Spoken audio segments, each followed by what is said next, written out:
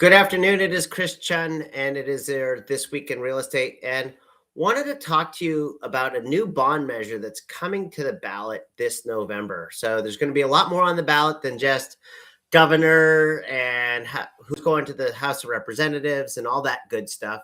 And I think this is one that is really interesting that you should find out more about because I think it may be a pretty good solution to our housing issues and shortages. In California, as you probably know, that we've been having a housing crisis because of shortfall of housing. And the number that has been quoted that we're short ranges tremendously from about 800,000 to over 3.5 million. And if you look at really all the numbers, we're probably somewhere around 2 million housing units, and that's all housing units, apartments, homes, townhouses, condos, all of it, that we're short. And the bad news is that has been getting worse and worse and worse for decades because for the last 10 years, we've only produced about 100,000 housing units per year in California, where we would need to produce almost 200,000 units in order to just chip away at the demand that is increasing every year by our population increase, as well as reducing the amount of shortage that we have to make housing more affordable and better.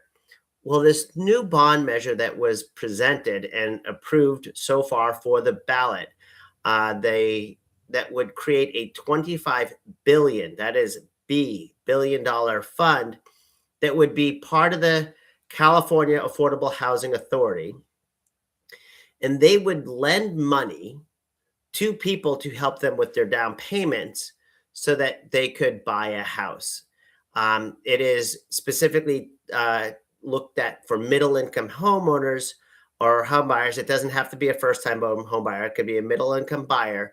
And they would only be able to purchase new construction with this money.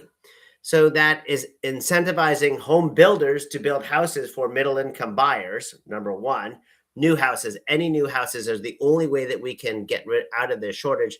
And number two, it's making home ownership more affordable for many. The best part about this is the bond is not going to be a bond that is going to be repaid out of the general fund like most bonds are.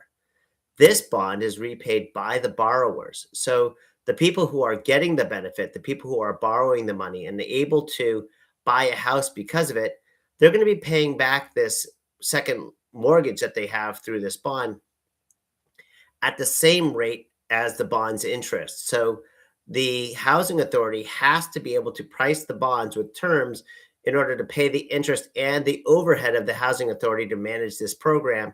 So this isn't going to cost everybody in the state of California.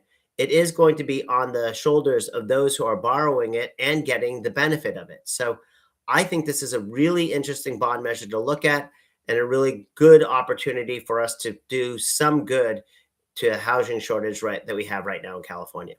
Anyway, hope you have a beautiful weekend. We'll talk to you soon. Thanks so much. Bye-bye.